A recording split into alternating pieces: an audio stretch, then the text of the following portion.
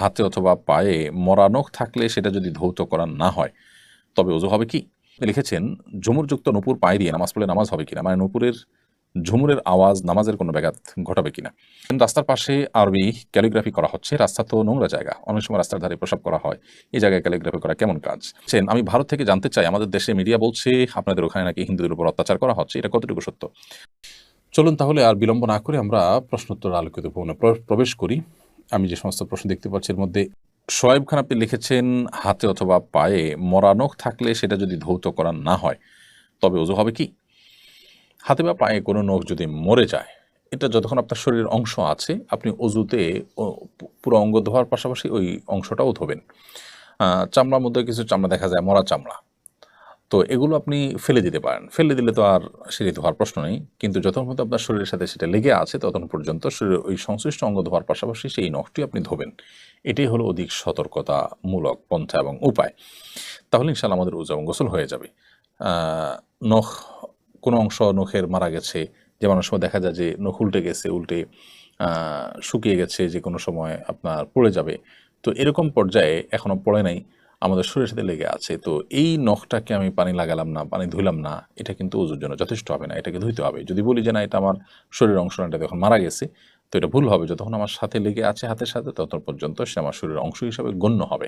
So প্রয়োজন আমি ফেলে দিলাম, তাহলে সেটা ভিন্ন বিষয় হবে।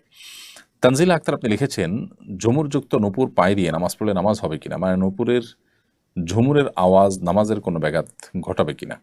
মেয়েদের জন্য নূপুর পরা জায়েজ আছে, মহিলা সাহাবীদের অনেকে নূপুর পরেছেন, নবী সাল্লাল্লাহু আলাইহি ওয়াসাল্লাম সেটা অ্যালাউ করেছেন।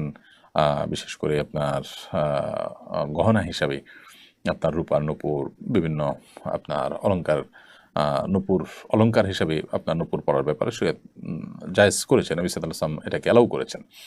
নামাজের সময় যদি নূপুর থাকে, নূপুরের যদি আওয়াজ হয়, এটাতে যদি নিজের মনোযোগে ব্যাঘাত সৃষ্টি না হয়, স্বাভাবিক হয়, তাহলে অসুবিধা নেই। আর যদি এটা অস্বাভাবিক পর্যায়ে আওয়াজ হয় এবং নামাজে মনোযোগের মধ্যে ব্যাঘাত সৃষ্টি হয়, তাহলে সেটা খুলে নামাজ পড়া উচিত। আর মনোযোগে ব্যাঘাত না সৃষ্টি হলে তার হালকা যে আওয়াজ মুভমেন্টের কারণে হয়ে থাকে, সেটার কারণে নামাজ হয়ে যাবে, নামাজ হবে না, ব্যাপারটি সেরকম নয়। নুসরাত জাহান লিখেছেন রাস্তার পাশে আরবি ক্যালিগ্রাফি করা হচ্ছে, রাস্তা তো নোংরা জায়গা, অনেক সময় রাস্তার ধারে প্রসাব করা হয়, এই জায়গায় ক্যালিগ্রাফি করা কেমন কাজ?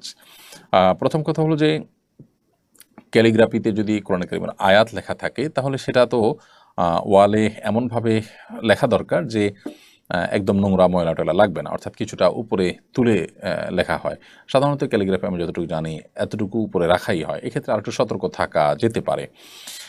আর এর বাইরে সাধারণ যে ক্যালিগ্রাফি আছে যেগুলোতে আসলে আপনার কোরআন কারীমের আয়াত নেই, অন্য ভালো কথা আছে, আরবি থাকলেই যে কোন আয়াত হবে তা নয়, তাহলে সেক্ষেত্রে সেটা র্যান্ডমলি যে কোনোভাবে দেওয়া যেতে পারে। কোরআনের আয়াত যদি থাকে, আল্লাহর নাম যদি উল্লেখ থাকে, তাহলে সেটা যেন অপমানজনকভাবে ব্যবহার না হয়, সেদিকটা খেয়াল রাখতে হবে।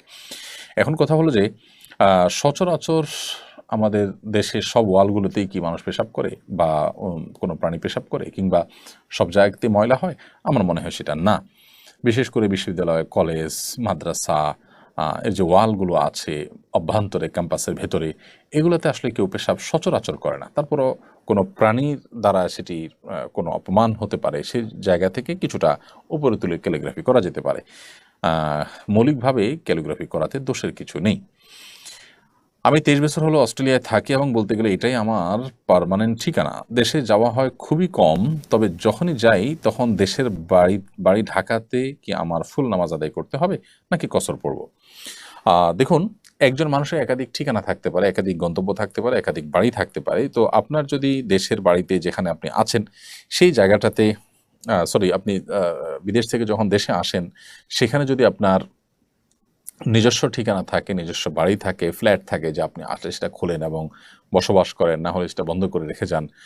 অর্থাৎ এটা আপনার একান্ত, আপনার একটা বাসা। ওখানে যেরকম একটা বাসা আছে, এখানে আপনার একটা বাসা আছে, থাকার সকল সেটআপ আছে, এবং এটা আপনার একটা হোম, সেটা সেকেন্ড হোম, থার্ড হোম, যে নামই দেন না কেন। এরকম যদি হয় তাহলে এখানে আপনি পুরো নামাজ পড়বেন, কসর আপনার জন্য প্রযোজ্য হবে না। হ্যাঁ, আসা যাওয়ার পথে মুসাফির হিসাবে অবশ্যই সফর প্রযোজ্য হবে। আর যদি আপনি ঢাকায় আসেন, এসে ভাই বোনের বাসায় থাকেন, কিংবা আপনার ফ্ল্যাট থাকে ভাড়া, কসরের নামাজ পড়বেন। যদি এমন কোনো বাপদাদার ভিটা থাকে যেটা আসলে এখনো বন্টন হয়নি, সবার যৌথ, এবং অন্যান্য ভাই ব্রাদার থাকলেও আপনি সেখানে থাকেন না, আসলে তাদের মেহমানের মতো হয়ে থাকেন, তাহলেও আপনি কসরের নামাজ পড়বেন। তাহলে পুরো বিষয়টা নির্ভর করে যে আপনার দেশে আসলে নিজস্ব থাকার বন্দোবস্ত আছে কিনা, আপনার আলাদা ঠিকানা আছে কিনা। যদি আলাদা ঠিকানা থাকে আপনার নিজস্ব, তাহলে সেক্ষেত্রে এটা আপনার একটা হোম হিসাবে বিবেচিত হবে, এবং সেই ক্ষেত্রে আপনি এখানেও কসরের নামাজ এখানেও পুরো নামাজ পড়বেন, কসর পড়বেন না।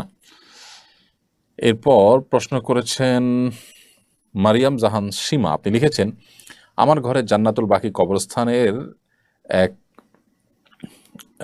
এমএস মাটি আছে, এতে কি আমার কোনো গুনাহ হবে? জান্নাতুল বাকি কবরস্থানের মাটি আপনি কেন এনেছেন, পরিমাণে অল্পই হোক না কেন? আমরা অনেকেই না জেনে এই কাজগুলো করে ফেলি। আমরা মনে রাখতে হবে যে কোনো জায়গার মাটি নিয়ে আসলে আমাদের কোনো কল্যাণ হয়ে যাবে, এই বিশ্বাস করবার কোনো কারণ নেই। সাহাবা ইকরাম অনেকে এ জাতীয় বিষয়ে অনেক বেশি কঠোরতা অবলম্বন করতেন। বিশেষ করে আব্দুল্লাহ ইবনে ওমর রাদিয়াল্লাহু আনহু অনেক সাহাবীদেরকে দেখা যায় যে তারা অনেক বেশি কঠোরতা অবলম্বন করতেন। নবী করিম সাল্লাল্লাহু আলাইহি ওয়াসাল্লামের স্মৃতিবিজড়িত একটি গাছ কেটে ফেলেছেন তিনি, এবং অজুহাত দিয়েছেন বা কারণুল হিসেবে উল্লেখ করেছেন যে এইটাকে মানুষ একটা সময় যেভাবে মানুষ এখন থেকে সেটাকে অনেক বেশি শ্রদ্ধা করা শুরু করেছে, মনে হচ্ছে একটা সময় পুজো করে বসতে পারে। শিরকের ব্যাপারে একজন মুসলিম সর্বোচ্চ সতর্ক থাকবেন এবং তিনি ভয় থাকবেন। নবী করিম সাল্লাল্লাহু আলাইহি ওয়াসাল্লামের স্মৃতিতে কল্যাণ রয়েছে, সন্দেহ নেই। সাহাবা ইকরামের স্মৃতিতে আপনার বরাকা রয়েছে, সন্দেহ নাই। কিন্তু সেটাকে যদি আমাদের পুজোর মতে আমরা করতে থাকি, সেটা অনুচিত হবে। তো মদিনার যে বাকি কবরস্থান, যেটাকে আমরা জান্নাতুল বাকি বলে থাকি, এই কবরস্থানে এটার মাটিতে আলাদা করে কোনো কল্যাণ আছে, বরকত আছে মনে করে আপনি সেখান থেকে মাটি নিয়ে আসেন, এটা মোটেও সঠিক কাজ নয়। অন্য কোনো হাজী সাহেবের মাধ্যমে আপনি সেটা আবার যথাস্থানে ফেরত দিয়ে আসবেন। যদিও এই সামান্য মাটি সেখান থেকে আনা বা না আনাতে কিছু আসে যায় না, কিন্তু ইমানদার সব ক্ষেত্রে দায়িত্বশীল হবেন। আপনি সেই মাটিটা কিসের ভিত্তিতে আনলেন? এই মাটিটা তো একটা ভ্যালু নিশ্চয়ই আছে, সেটা পরিমাণে যাই হোক না কেন। আর দ্বিতীয় কথা হলো যে মাটিতেই যে বারাকা বা কল্যাণ রয়েছে এমনটি মনে করে বিশ্বাস করে, যেটা আপনার অনেক উপকার করবে, এরকমটি বিশ্বাস করে রাখবার আসলে কোনো কারণ নেই। নবী করিম সাল্লাল্লাহু আলাইহি সাল্লামের সাহাবা ইকরাম, তাবেঈন বা অন্যান্য যারা ছিলেন পরবর্তী যুগের স্বর্ণ মানবগণ, কেউ বাকি কবরস্থান থেকে বা মাটি এনেছেন এমনটি জানা যায় না, কিন্তু তারা বাকি কবরস্থানে নিয়মিত যেতেন, তারা জিয়ারত করতেন। নবী করিম সাল্লাল্লাহু আলাইহি সাল্লাম আমাদেরকে বাকি কবর জিয়ারত করার নির্দেশনা দিয়েছেন, নিয়মিত সেই কবরস্থান জিয়ারত করতেন, কিন্তু সেখান থেকে বরকত লাভের জন্য মাটি নিয়ে আসা নয়। আমরা আল্লাহর নামগুলো আল্লাহর কোন নাম জপলে কি উপকার হবে, কোনটা হাসিল হবে, সেটার চেষ্টা আমরা করতে দেখা যায় অনেককে। কিন্তু আল্লাহর গুণবাচক নামগুলোর প্রতি ঈমান আনয়ন করা, সেগুলোর অর্থ বোঝা, সেগুলো ধারণ করা, এই ব্যাপারে সেরকম আন্তরিকতা বা প্রচেষ্টা আমাদের সমাজে খুব বেশি একটা দেখা যায় না। তো এই ব্যাপারে আমাদের আরও বেশি দায়িত্বশীল হতে হবে। তাছাড়া বাকি কবরস্থান, যে কবরস্থানে আমরা যেরকম একজন ইমানদার হিসাবে সাহাবা ইকরামের কবরের কথা জানি, নবী সাল্লাল্লাহু আলাইহি ওয়াসাল্লাম পরিবারের সদস্যদের কবরের কথা জানি, আবার এই কবরস্থানে কিন্তু ইসলামের ইতিহাসের আগে বহু অমুসলিমের কবর এখানে হয়েছে, অর্থাৎ বাকি কবরস্থানটি অনেক পুরাতন একটি কবরস্থান। অতএব এই কবরস্থানে মাটি নিয়ে আসলেই যে কল্যাণ হয়ে যাবে এমনটি মনে করার কোনো কারণ নেই। এসকে হাবিব, আপনি লিখেছেন, আমি ভারত থেকে জানতে চাই, আমাদের দেশে মিডিয়া বলছে আপনাদের ওখানে নাকি হিন্দুদের উপর অত্যাচার করা হচ্ছে, এটা কতটুকু সত্য? অমুসলিম অধিকার সম্পর্কে ইসলামের নির্দেশনা কি?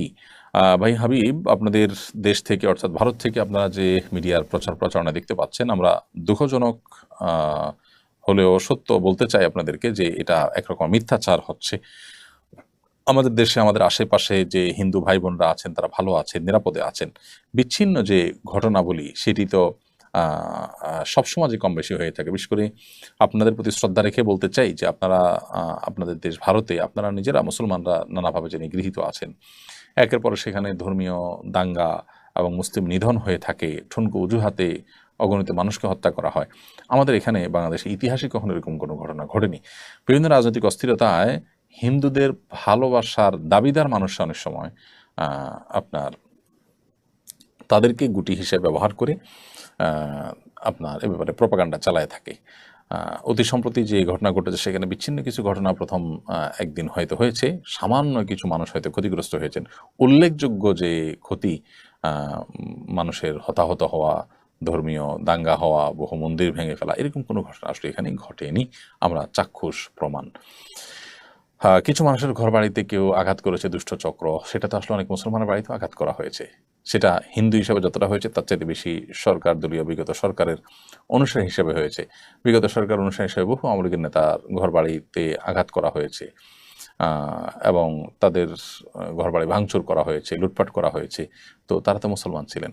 বিধায় এইটাকে সাম্প্রদায়িক কোনো ঘটনা হিসাবে আখ্যায়িত করা একেবারে ভুল এবং একরকম অবিচার মুসলমানদের প্রতি।